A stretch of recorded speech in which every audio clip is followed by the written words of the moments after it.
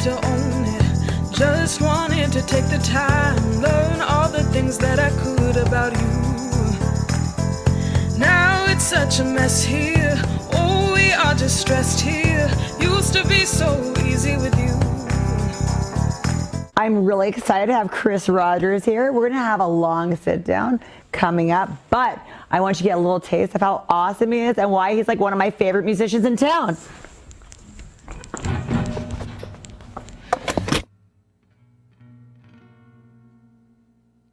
That was his phone you called me from.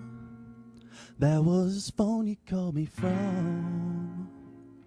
That was his phone you called me from. That was his phone you called me from.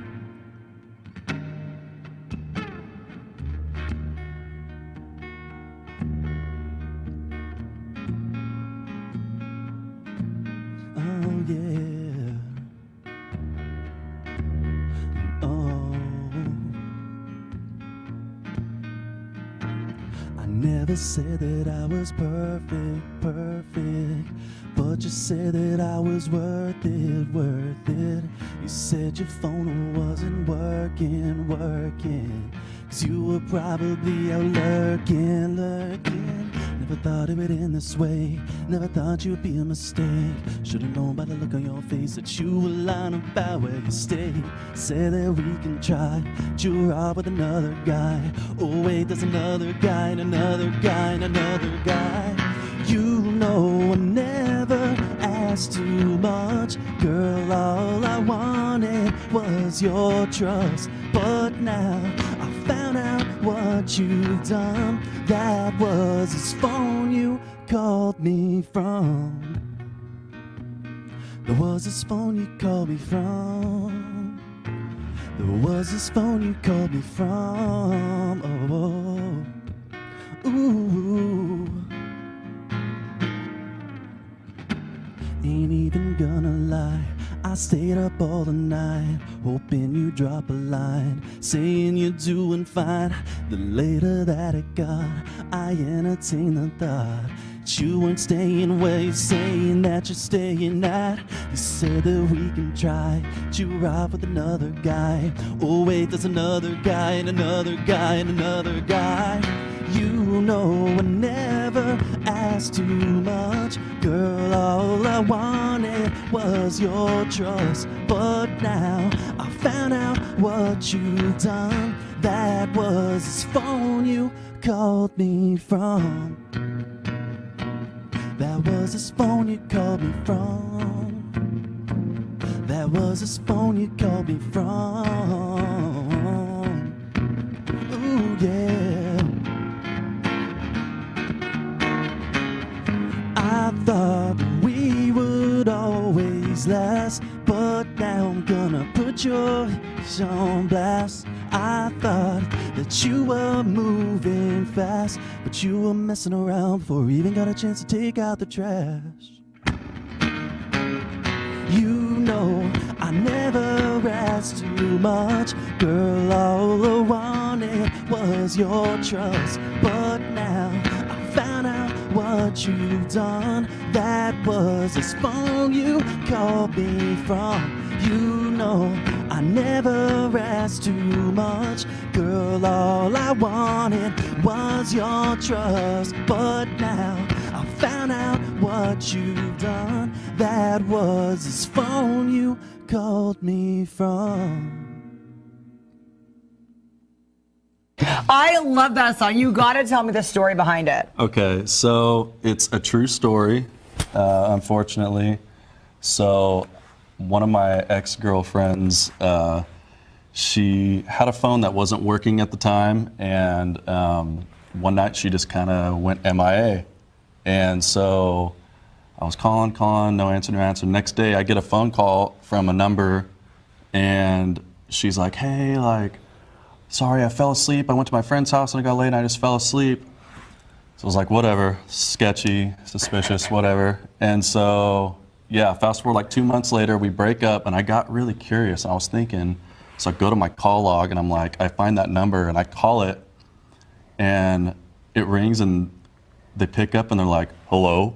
I was like, Did you talk to him? Did you have a conversation about it? Or literally, you just no, like, no, he just said hello, and I was just like, oh, and just hung up, and I was just like, I knew it. That's. And then I wrote a song in like 30 minutes. But that's such a great song. Oh my gosh. I mean, who would have thought like that? I really, really like that. It's like, it's catchy. It has a great hook. Like, that's going to be a hit. And I'm sorry about how it came about, but that's amazing. All of the negative is gone. Yeah, it's just a song now. Well, I cannot wait to have you back. You're going to have to play more music. I'm going to do a regular sit-down interview, but I see big things for you. Like, I see you playing everywhere, and I can't wait to follow. What's your social media? Say your Insta. Chris_R91 on Instagram. That's me on everything. So check him out.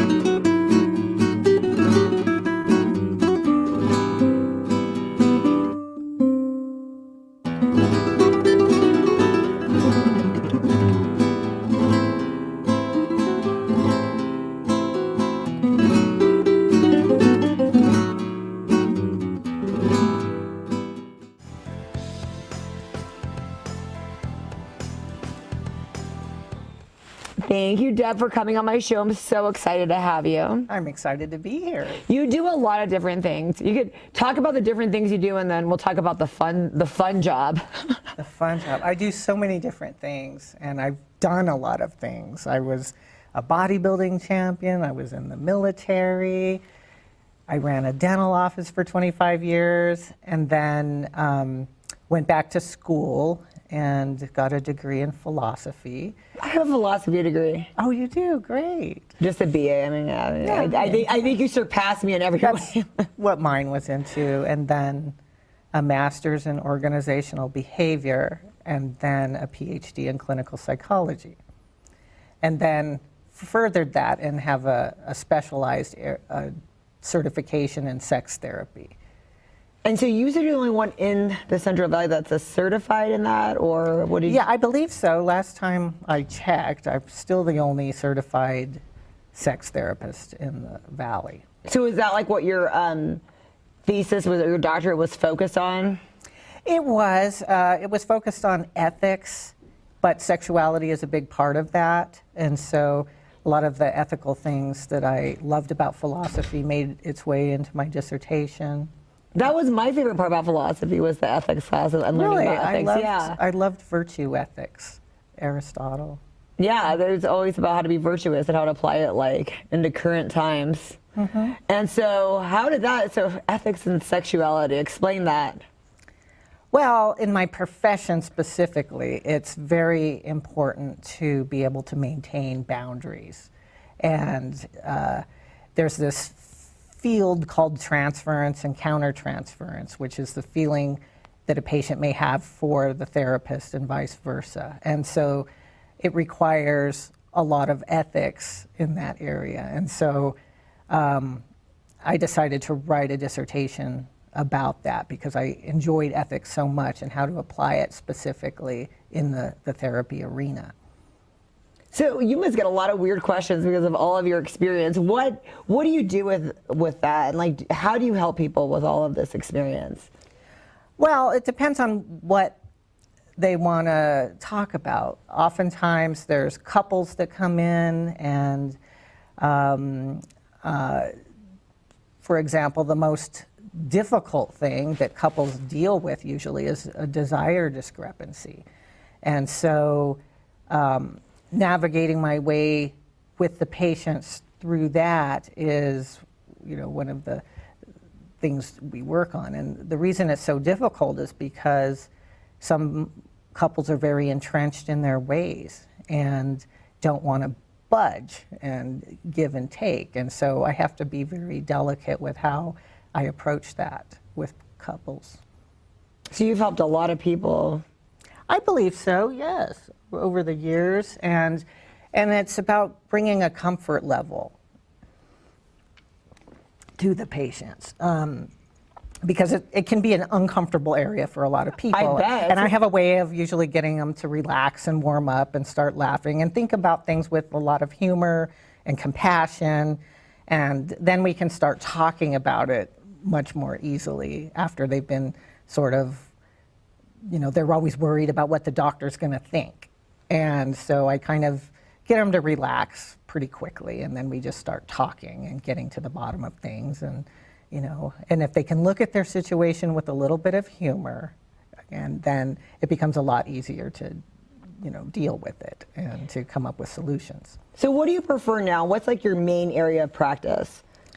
Well, I do everything. A lot of people right now have depression and a lot of anxiety, and the pandemic has brought out a tremendous amount of that. And couples have gone through a lot of changes as well during the pandemic, and so it's a lot of couples issues related to just not getting along, or they've been around each other too much inside the same house for a long time, and so those kind of relational issues have been very difficult for couples, and so that transfers right into the bedroom, and so. Again, just navigating those topics can be very difficult for people. And so what did you do during all that? Were you doing a lot of virtual sessions and on the phone sessions? I never stopped going into the office. Oh, I bet people needed that. Yeah, and so I just showed up to work every day. And some people would still want to do it teletherapy, so I did it, but I did it from the office. I just can't stay home. I'm not very good at staying home. So, and I still traveled quite a bit during the pandemic too. As soon as the airlines were open, I was off in some other country under the water scuba diving. Because you're a scuba instructor. I'm a scuba instructor, and I really love that. Like today, for example, a year ago, it showed where I was in Drake Bay, Costa Rica, diving, and it was one of my favorite dives ever, and I took a really great video of coming up over these rocks, and there's a whole bunch of sharks swimming around and these fish called trevallies. And oh my gosh. And it was just this big show of all these sharks and trevallies swimming around, and then right at the end, a big manta ray with a 15-foot wingspan just swoops overhead with the sun behind it, and it was just, it was such a spectacular dive. I was right up there in the sharks, with the sharks right in there. And I just love it. But now, they're not man-eating sharks or anything like that. They're white-tip reef sharks. And during the day, they usually sleep, but it was a cloudy day, so they were very active. But I know from experience that they're not sharks that bite, but they look cool, and they look scary to people who don't know anything about sharks, But so that's... You like adventure with all the things you've done. I do. I love adventure. I've just done so many different things. I've been really So lucky. what about with the military? Yeah, I was in the military in the late 80s, and I went into the dental field in the military. So I did dental prosthetics while I was in there, and that was what my training was. And then when I get out, I met my ex-husband, and we opened a dental office together, and I ran that for 25 years, most of it here in Fresno. And then after that, you decided to dive into people's head? And then, yes, so diving and... Dive in the ocean, dive right into people's heads. Oh, and there's so many correlations between the two. And so... That's how you get them to open up with the humor, huh? It is. I go, and I always have some kind of colorful humor and a lot of colorful language that I use, and it just kind of makes people relax. But diving is a really good mental exercise for people. A lot of people have anxiety, and it's really good for soldiers, too. PTSD? People with PTSD, There's been some studies that have come out recently about that, because diving kind of feels like you're going on a mission, like a real military mission. You have a briefing before, and you get all your gear lined up, and then there's the fabulous noises that the gear makes. There's lots of clicks and it's different sounds. I don't know. I like the sounds of the gear. That's kind of a weird thing, I guess, but you want to go down and stay within a certain depth, and so it appeals to a lot of military people because it's high adrenaline, yet you don't have gravity to interfere with your body. So if you're older or you're a little beat up, diving is really for everybody. It's really great because it's like you're flying, and you're flying through canyons and That's over these awesome. rocks, and it's beautiful. And Buzz Aldrin said, the astronaut, he said that scuba diving was his favorite thing to do on this earth.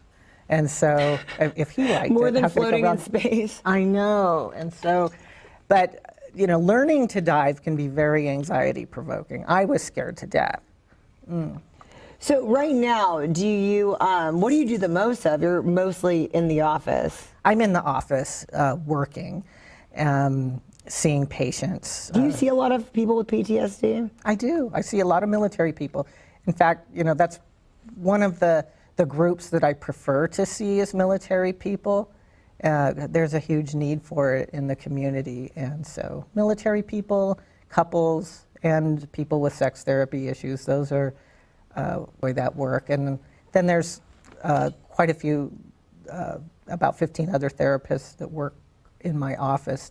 And between all of us, we see just about everything that comes And our between way. all of you, there was somebody that's great at everything to help. Yes, between Right. everybody. There's someone that's good with kids and someone with, all different aspects Right. of counseling, whatever anybody wants. That's awesome. And so, sex therapy, what's the biggest misconception? Because I've heard of people that are in the bedroom with you while you're having sex and tell you what to do. What's that called? That is not what I do. I know, that's I not know what you that. do, but what is that called? That may be like a surrogate or something like that, they're not a licensed person. Someone like me with a license, if you were in the bedroom with your patients, that's called a felony. and so we definitely don't do that. It's hands off, but we just sit and talk about whatever But issues. what's some of the biggest misconceptions? When you say that, people might be like, what kind of people need it, and what kind of people do you see, and what kind of people do you help? Like, what do you always hear? What are some of the biggest misconceptions that you can dispel? Well, cliches about sex therapy is that, you have something wrong with you. And oftentimes, I see couples that have really great relationships and that maybe they've been together a long time and there's Right. just some bad habits. And the way they go about treating each other or trying to mind read what the other one's thinking, and that gets them in trouble. And also just setting the stage. I often tell guys, what comes out of your mouth during the day preceding wanting to have sex is very important. You need to have a bubble in your head. Is this going to help me have sex? What I'm about to say and whatever's coming out of my mouth, is that going to help or hurt it? And so it's about expectations and just getting people to relax and talk about what they want and their expectations. That can be difficult. You think a lot of people get in their own way, huh? I'm sorry? A lot of people kind of get in their own way. Absolutely. If they want something, but they're, making sure that that's not going to happen by the way they behave prior. What's the hardest It's just about having good manners, Right. What's the hardest part about getting into it in the first place? I know there's so many misconceptions about even going to see a therapist. A lot of people don't want to do that. It's like, oh, people are thinking something's wrong with me. I don't need to talk to anybody. I don't need it. How do you overcome that?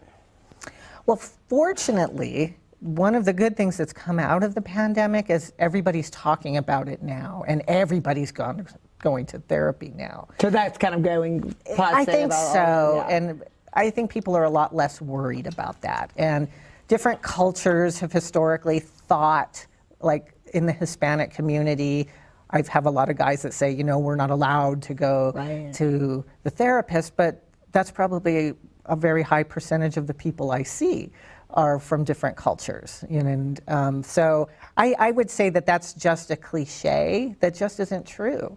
I see many people from many different cultures, and that's another passionate area of mine is cross-cultural psychotherapy. And many years ago, I lived with a family in Costa Rica and got to study the mental health system there. And so I had to learn Spanish. I didn't know any Spanish, and I had to take the bus everywhere. And so I had to see what it was like to acculturate to a different place that I knew nothing about.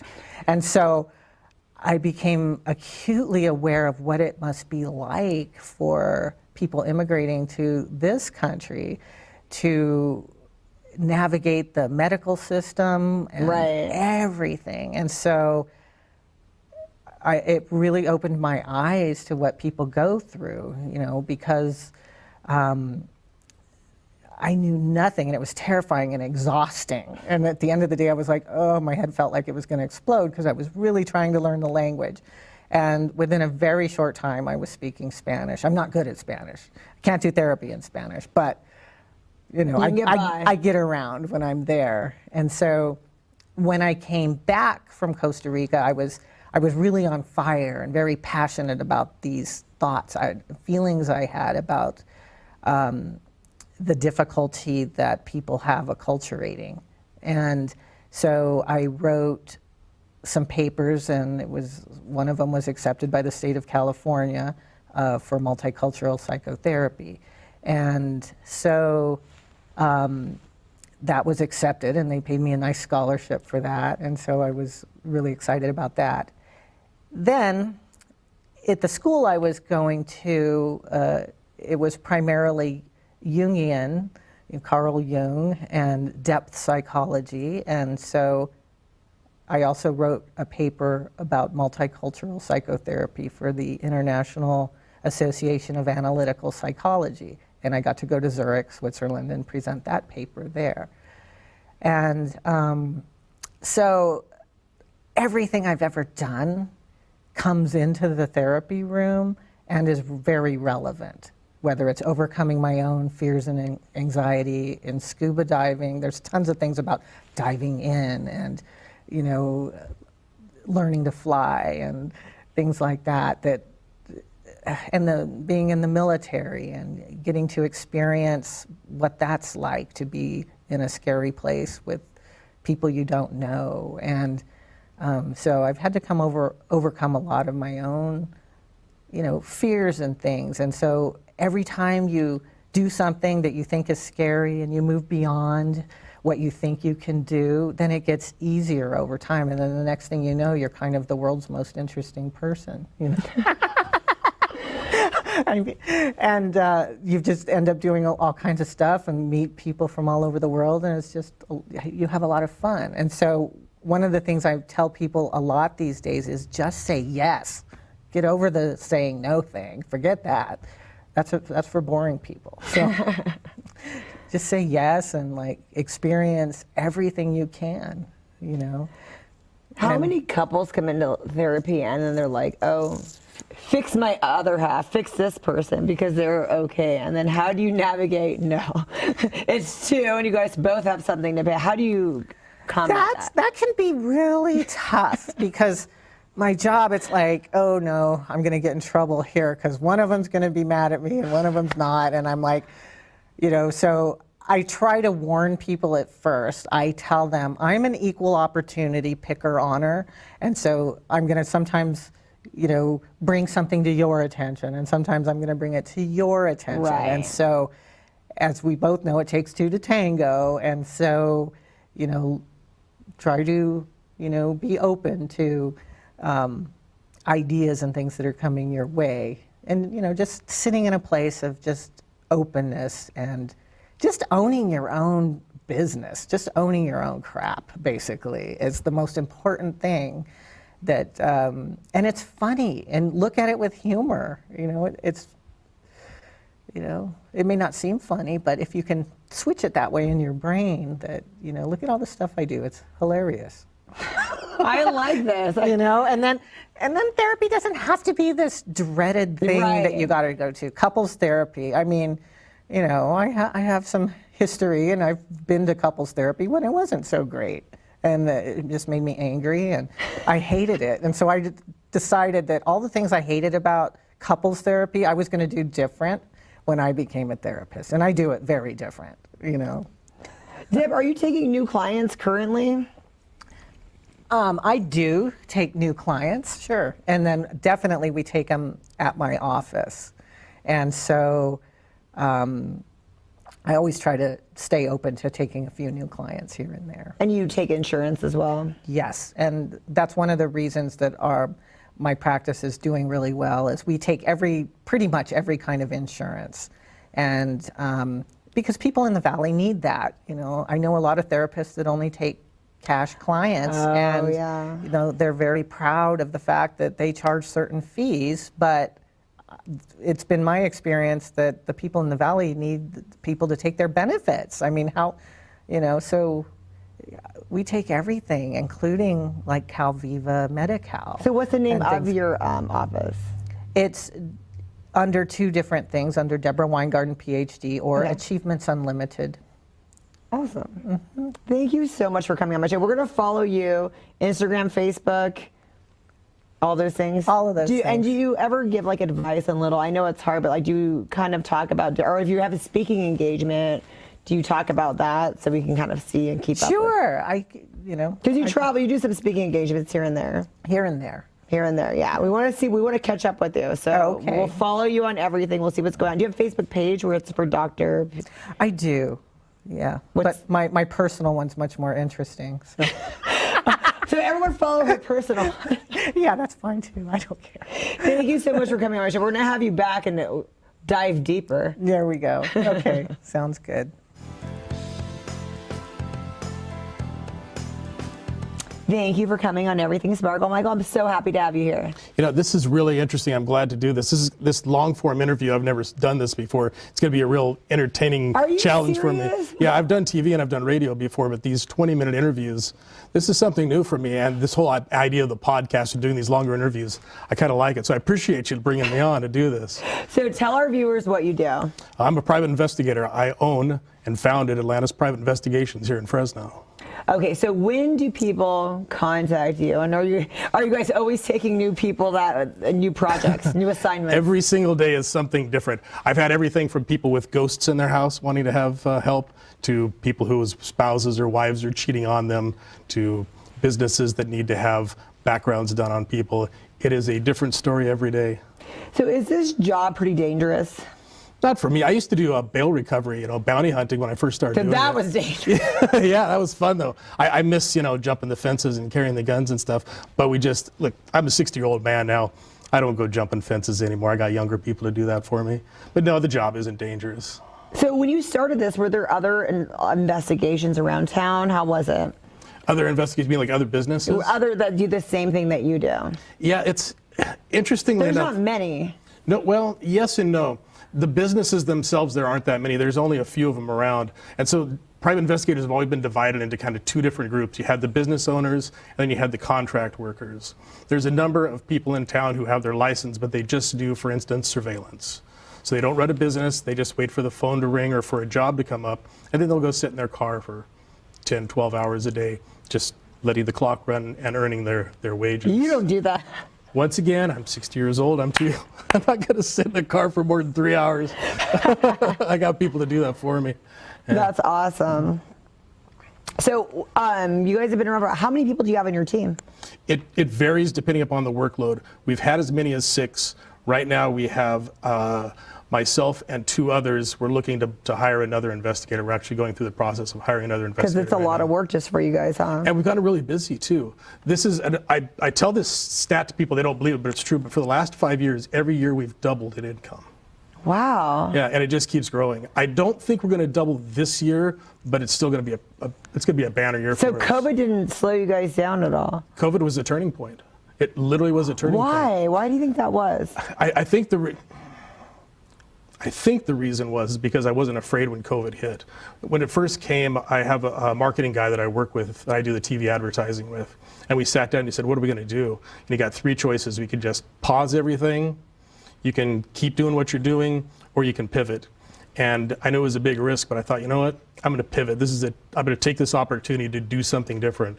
And so I opened up the advertising. I did a strong marketing campaign, and I just tried to take advantage of the fact that everybody else was kind of sitting down. And it worked out for us. I bet you're the more aggressive. Yeah. So how long does it take? Like when people hire you, is it hourly or is it like I need this until like, the job gets done, or like? It's it can vary depending on the job. There are things that we do for flat fees, and most of the things we do though are at an hourly rate. But for example, if you wanted to have, if you're worried about an employee, well, I can't use the employee. That's a bad example. if you're worried about that guy that you met online, and you want a background on him, we just do a flat fee on that. But if you have a lover that you think might be drifting away and you want to have someone follow, that's going to be by the hour. What about like if you want to find out people are talking about you or weird? I mean, I'm sure you get a lot of weird things that people come to you with. Yeah, like I told you, we've had people who've wanted to know if we can find ghosts in a house. I had a person call me literally yesterday. Someone called me up because he thought there was somebody that was spying on him inside of his house wearing a cloak of invisibility. Oh my gosh. He didn't call it a cloak of invisibility, he just called it a camouflage cloak that hid them so they were invisible. What do you do with calls like that? Well, there is always an urge to just hang up or ask them if they're nuts. But one of the things that I've learned in having businesses over the years is that you need to approach your business the way that you approach your life. And my main characteristic for my life and for my business is compassion. So I always talk to these people. I tell them, it's not something I can help you with. I'm sorry that you have this problem. Is there someone I can direct you to? I never turn anybody away. I'm never mean to anybody. Wow, that's so. What if this guy did offer you a pretty penny and said, "Find some ghosts in my house"? What could you do? I'm not going to do that. I mean, you would say no. I've got ethics involved, believe it or not. So, yeah. But what about the odd things? If someone's like, "Well, I just want to know if this person's talking about me." I mean, there's a lot of paranoid people out there. Would you say no? I'm not going to take that. That's too weird, or that's too hard, or we can't pinpoint that. Yeah, if you called me up and asked me to investigate people who were talking about you, I wouldn't know how to do that, and I'll be honest about it. I can't tell if people are talking about you. That's a skill set that I don't have. I hear weird stuff. I was just wondering. I could just see now. Are you hearing voices? All of that. Sparkle? I could see people coming and wanting some odd things, because that's the kind of stuff that I hear around that people would kind of maybe waste resources like that. I don't have that issue. The cases that we take are pretty straightforward cases. One of the things that I also did when I started to build this company that was different is I started preparing written estimates for people. So when someone comes in, they say, I have this investigation I want done, I'll sit down with them, I'll say, this is the investigative plan, this is what we're going to do, this is the day we're going to do it, this is how much it's going to cost. And that way they have right in front of them, they know what's going to be done. It protects them, it protects me, and it keeps things very simple. Are there times that you were ever wrong, that you didn't catch something and then later on? Have I ever been wrong? Oh my. And we're recording. Yes, of course I've been wrong. I'm wrong a lot. But, being wrong and not finding what the person wants are two different stories. So I have people who come to me and they say, I want you to catch my husband cheating. Well, if your husband's not cheating, I can't catch them. Exactly. That's what it's about, the paranoid people saying, oh, find out this and that. I see a lot of people being paranoid these days. Yeah, but as far as being wrong, yeah, that does happen occasionally. If I make a mistake, then I redo the work. But, I guess it's hard for me to define what you mean by being wrong. Well, there's a lot. Okay, so there's so many things that people say about warning signs. Like, what if someone wanted you to watch their kid because they're really suspicious of their kid, and their kid ends up going and being the next school shooter? Stuff like that. Yeah. Have you ever missed the mark on something where you're like, there was a reason to be paranoid about this person, but we didn't catch it? There was one case that really did bother me. Not necessarily that I didn't catch it, but it definitely changed how I did things. A couple years ago, a gentleman came to me, and he was concerned that his wife was cheating.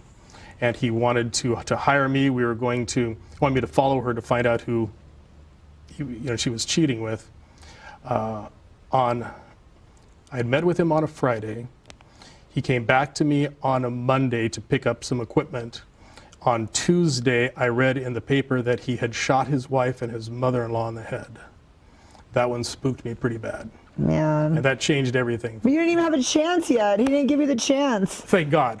Because what if I'd have found the person and he'd have killed him too? Right. No, that's you dodged kind of a bullet there, Yeah, maybe. and that changed the way that we did things. So yeah, I have had situations like that. I haven't missed a school shooter yet, though. I think we're still okay. That's awesome. So Straight to the gross ones. Awesome. how much longer are you going to be in the game since you keep on saying you're 60? I mean, is this still an adrenaline rush, or are you going to like pass the baton soon? Well, my original job was a lawyer, and I gave it up to do this. So absolutely going to stay out doing this as long as I can. I love doing this job every day. I get up. I loved what I do. I can't remember ever not wanting to go to work. So Wow. I'll stay in for a while. I do have a young lady who's working for me now, though she's not only in training to be an investigator, but also how to run an investigative firm. And I think she's going to displace me someday. At least she keeps telling me she's going to. So retirement's in the future. What kind of lawyer were you? I was a trial lawyer. So what was like, that had to be exciting and I'm sure you used a lot of these skill sets in that. What made you do the switch?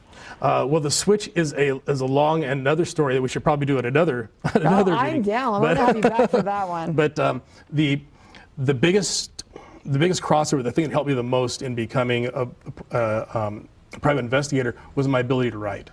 That was the key. The product that the investigator really produces, the thing that he gives to the clients, are reports. And that was the biggest skill set that I brought along with me. But problem solving as well. I mean, that helped. So. I mean, that's just a different transition from going to that. I would think a lot of times it would be going from maybe the investigating to being a lawyer. Maybe. Trust me, having done both, you want to be the investigator. What takes more hours? This for sure. But I love it, and so it doesn't really matter. I would much rather spend 20 hours a day being an investigator than 5 hours being a lawyer. So where can we go if we want to hire you? Well, the best thing to do is to call first or to go onto the internet. I don't like people walking into my office. That gets a little weird. So where do we go? Where can we find you online and all of that? My website is atlantisinvestigations.com, and my phone number. I mean, It's on there, right? Okay. Yeah, just put Atlantis and it pops up there. But and then your social media, do you do anything like on Facebook? We kind of document or give us some clues or give us some tips. Do you ever do that where it's like, hey, if you're wondering this? I should be better at that. I do have a Facebook page for the company. I don't have a personal one. The Facebook page that we use for the company tends to be like when we're doing missing persons. Okay. And we'll use it to flood an area with an advertisement that we're looking for somebody. I don't do a whole lot of social media. And I said I don't have a personal one. I do have an Instagram. I like Instagram, the pictures, cats, it's great. But you guys never do like a little tip thing where it's like, hey, these are just some easy tips if you want to know certain things. I'm sure you have like a little bit of... Nah. I tell my people all the time this rule. It says don't ever do anything for free. It's tempting, you meet somebody, you want to never do anything for free. So with missing person reports, how does that go? Because that's just an ongoing thing. I mean, how can you charge someone for something like that? Like if there's a missing, or you just kind of do that on your own? We find them. That's how we do it. Well, you know what I'm saying. We've been pretty good at it too. I mean, we have found everybody that we've looked for. Really? Yeah. Now, let me delineate between a couple of different missing persons. There's the missing person who knows that they're going to be served and is hiding. Yeah. That's different. But the missing teenager, yeah, we found everyone that we've looked for. The missing person. Are you serious? Sure. Yeah, 100%.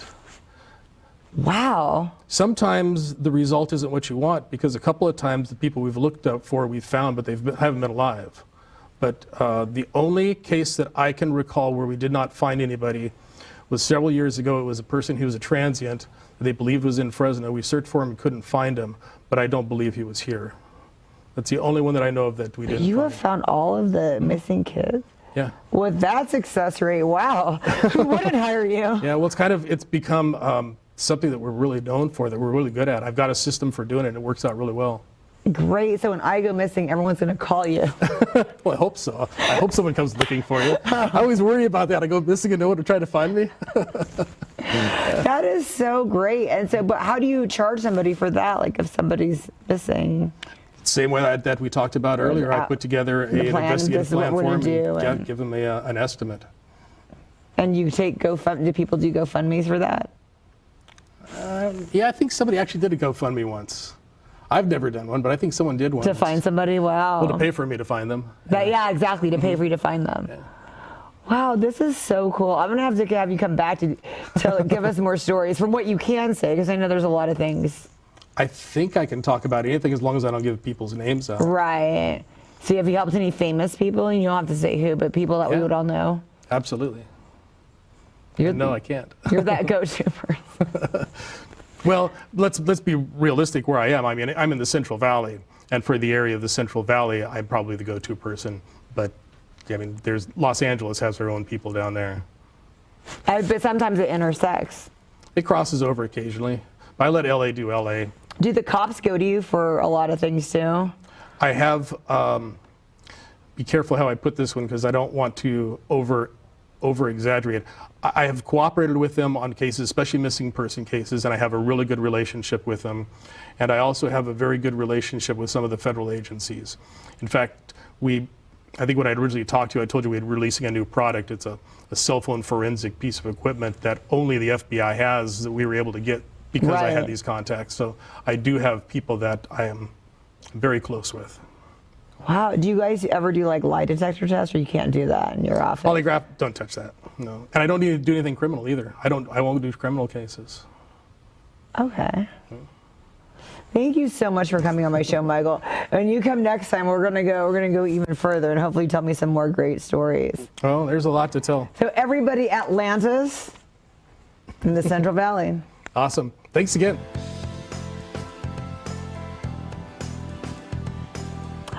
Well, thank you for coming on my show. You are the Bearded Uke. Yes, so I am. everyone can find you on IG, YouTube, everywhere at the Bearded Uke. Yep. I Yep. love it. I can't wait to hear you play. Oh, well, thank you. Thank you.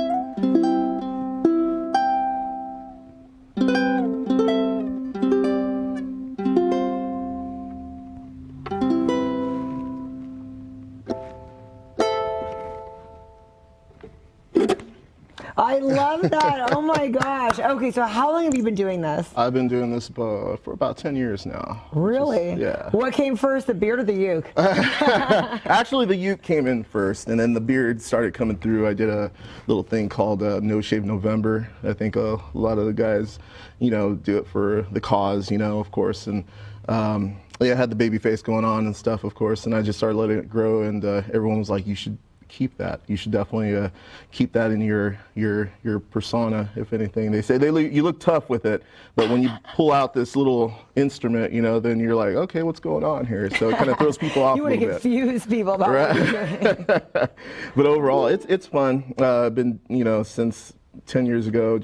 I started off with the first song, which was.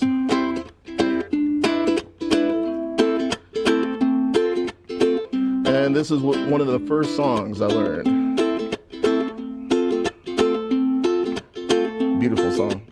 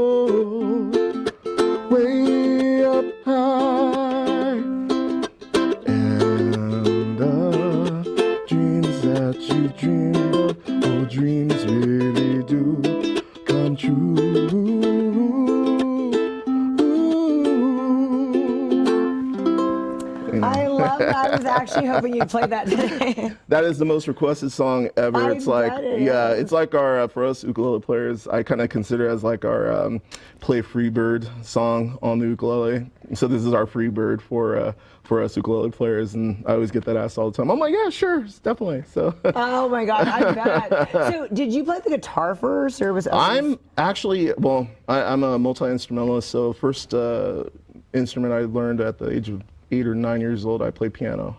And then from there, saxophone, and then from there, bass. I've started playing bass. I've been playing bass for almost 29 years.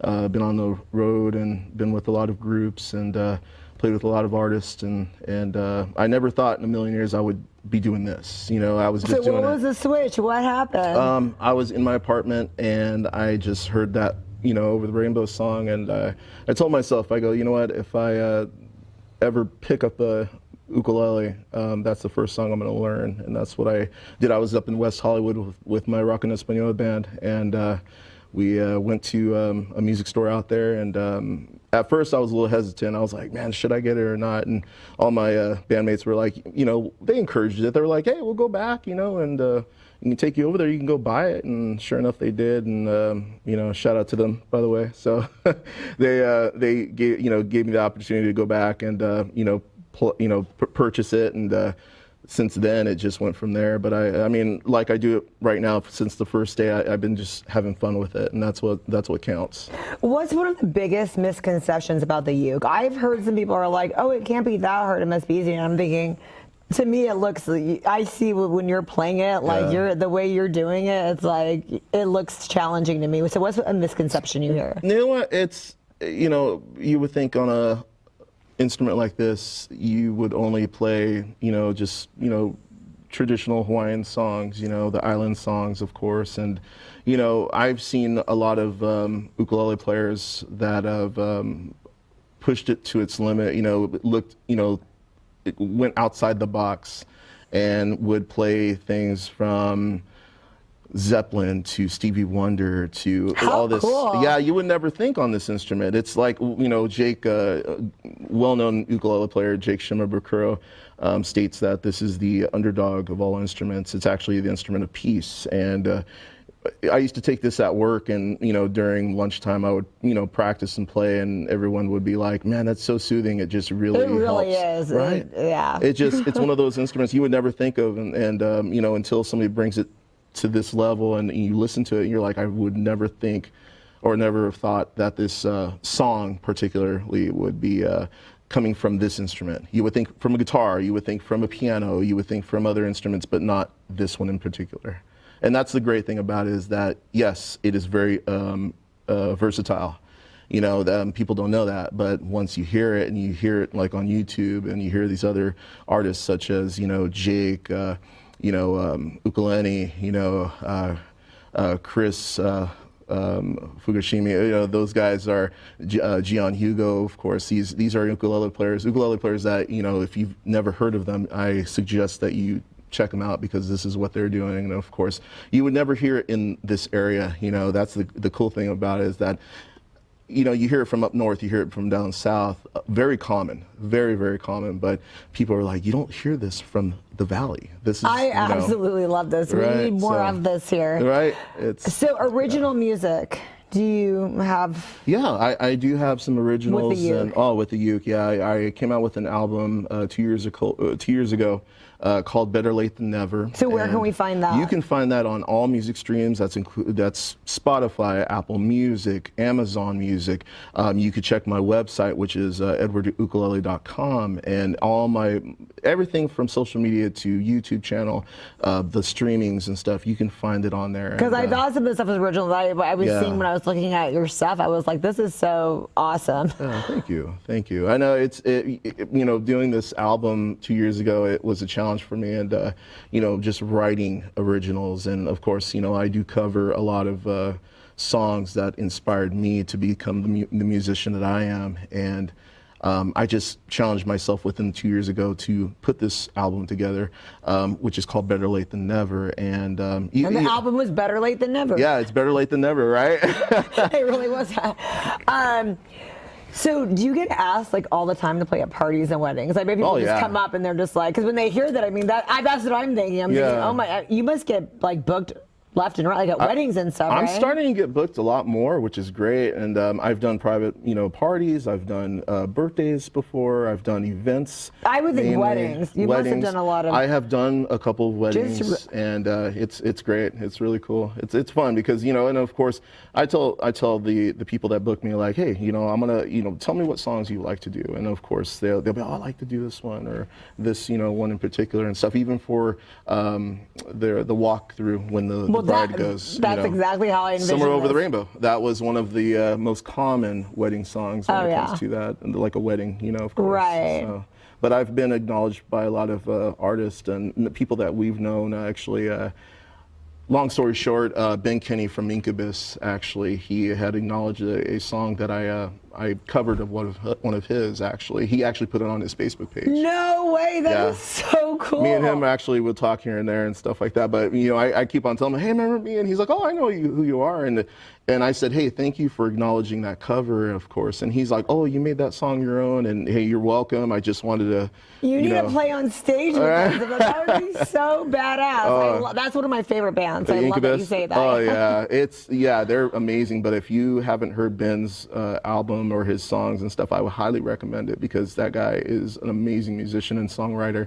And he really much inspired me a lot when it comes to songwriting. And in general, I was like, this guy, if he can do this, why can't I? So it was just one of those things where, you know, I can do it, and the only person that can stop me is me. And I just would create these really cool songs. Actually, I'm coming out with a new EP, hopefully by this year, and it's called Chapter 2, and that one is all originals as well. And I'm really excited for that. When does that come out? Hopefully soon. I'm gonna keep everybody tuned as soon as possible. Well, so I'm stay following you tuned. hardcore on Instagram. Everyone needs to follow you too, the Bearded Uke. Oh yeah, definitely. Classes, do you offer that? And I bet you get Yes, I do. I do. So Yeah, I do Zoom classes, of course, and from basics to intermediate to advanced. And if they want to learn certain strumming patterns, of course, chord progressions, that's what I like to do. It's fun. I love to give my knowledge to whoever would like to learn, if anything. So it's cool. It's very fun.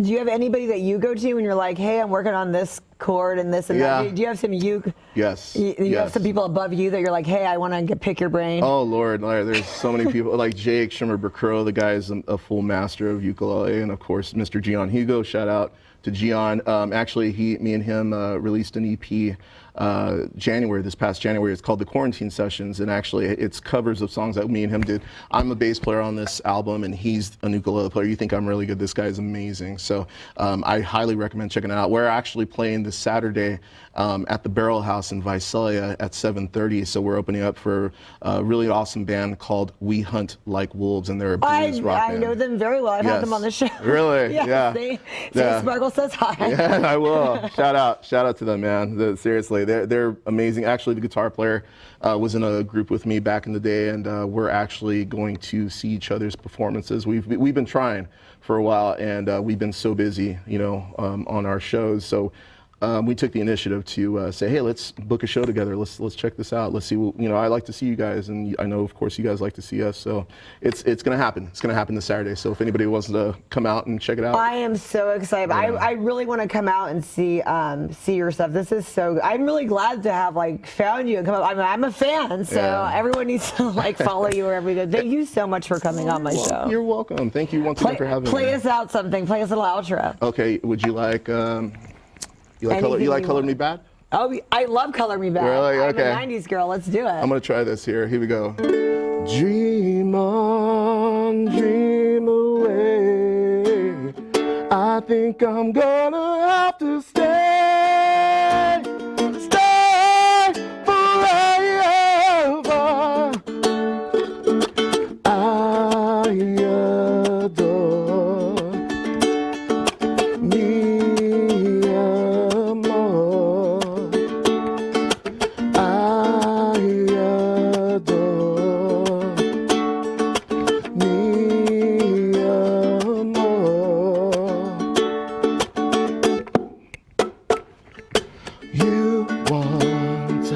To take a place and say you treat me better, I know for sure.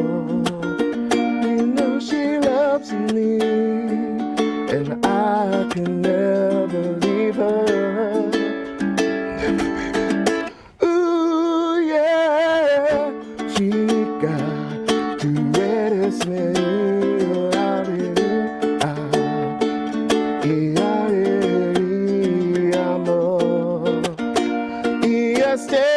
Sueño contigo será verdad. Yeah, yeah. Dream on, dream away. I think I'm gonna have to stay forever. Felt right in the moment, felt right in the summertime. It felt right drinking cherry wine with you. Just wanted to own it, just wanted to take the time, learn all the things that I could about you. Now it's such a mess here, oh, we are just stressed here. Used to be so easy with you. Now I must confess here, oh, I must confess, dear,